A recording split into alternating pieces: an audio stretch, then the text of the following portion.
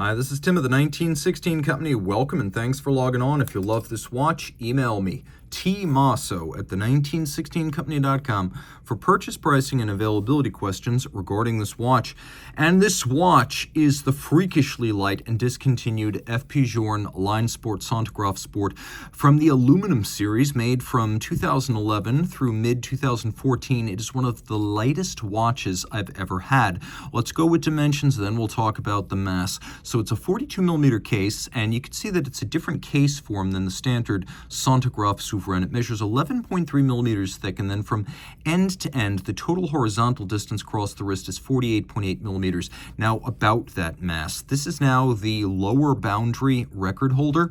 I've got watches vying to be the heaviest, but this is the lightest watch I've ever measured. With the uncut strap, it was 52.98 grams. So you cut this to length, even a little bit, and for those of us in the old colonies, this watch will have a weight of under 2 ounces. It is incredibly light. Throw it on the wrist. My wrist is 16 centimeters in circumference, and you can see it fits well. Again, toy-like is the only way to describe it. And the watch wears well. For a 42, this is one of the most wearable watches, partly because it's almost a lugless watch. So I could recommend this really for a wrist as small as 14 centimeters circumference and maybe even 13 and a half. If your wrist is more flat than round across the top. I mean, look at the edges of the case relative to the end of my wrist, and that is the angle that exaggerates the width of a watch. It will slip easily under a cuff. You can see it's flat, and with a domed bezel, that sleeve will slide right up and over. And down the barrel, you can see how flexible that strap is. The lugs are nowhere near the edge of my wrist. The strap's a nice piece. Line Sport. FP Journe's first sports watch was the Centigraphe Sport, followed a year later by the Octa. So it's a sort of matte coloration with a little bit of a character line molded in. You can see back then the Journe clasps featured rubber bumpers externally to try to preserve the finish, and that actually works quite well. We've got spring-loaded ball bearing pin snaps, so this closes with a snappy action, and it opens with a snappy action. The clasp internal is aluminum like the rest of the watch, and one important feature of these is that some examples do feature extensive pitting. This one is remarkably intact with only some small evidence. If you look at the very edge of the bezel right there, and also if you look adjacent to the rubber bumper that protects the finish on the side. So this is very, very good condition for an FP Journe aluminum line sport. Now, why did Journe stop making the aluminum cases? Well, some people posit that it was the pitting. I think reality was that it was expensive and hard to do because he didn't stop making aluminum dials and he didn't stop making aluminum movements. Those continued on the titanium. It was just the case itself. Now, the case is all media blasted, so you can see it's got a sort of matte finish, but it does have little details like this bevel that runs all the way around the edge. And if you look at the flanks, you can see that the flanks are vertically brushed, which is an unusual treatment since most case flanks that are brushed longitudinally.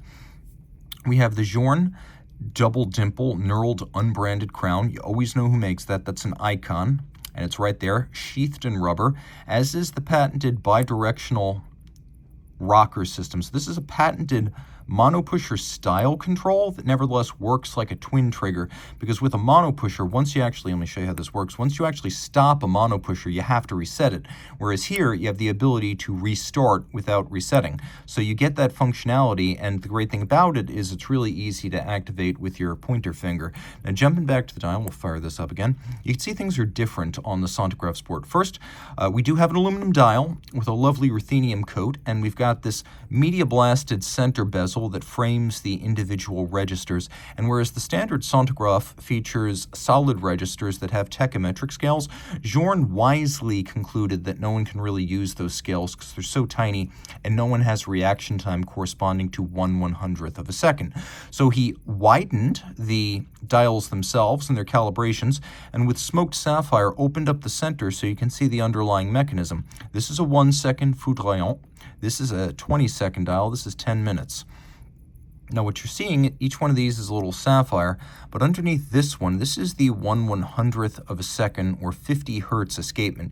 You could see that 50 hertz oscillator underneath. So this watch has two heartbeats. One is 6 beats per second. The other is 100 per second, so 3 hertz and 50 hertz. And so in theory, this watch does have the ability to measure 1/100th of a second, hence Centigraphe, which is the name. The watch also features quite a bit of luminescence. You can see that the numerals are actually blocks of luminescent material. They're not printed. They're appliques that are applied as fully intact numerals. And this is a well-loomed watch. You can see those numerals in those hands are very distinctively Journe, and you can easily read it at night. Also important to note, you still have the dial side assembly screws that have been a Journe design trademark through the years. The original Centigraphe was actually the GPHG 2007 Aiguille d'Or, and that is Best Pictures at the Oscars of Watchmaking. And it was because of this movement, but this movement is now made even more special because it is crafted of aluminum. So an aiguille d'or movement that is large at 34 millimeters in diameter, pivots on 50 joules. You've got the two different escapements, 3 hertz and 50 hertz, a free-sprung balance of large mass for shock resistance, precise setting. And if you're not going to have a high beat rate, go with a massive balance. And that's what Journe does. He prefers that style. Now, the barrel is part of the other patent applied for. One is the rocker, the other is the barrel. So it drives the chronograph functions off the barrel arbor, which is like the axle at the center. And then you can see there's a toothed edge to the barrel, and that drives the time. So by driving two separate trains, you do lose power reserve when the chronograph's running, but it doesn't slow down the watch and cause it to lose time, which is what happens on a conventional chronograph. So the watch has an 80-hour power reserve manually wound with the chronograph off, and 24 hours with the chronograph running, but that's not really a problem because the largest register is 10 minutes, so how long do you need to run it?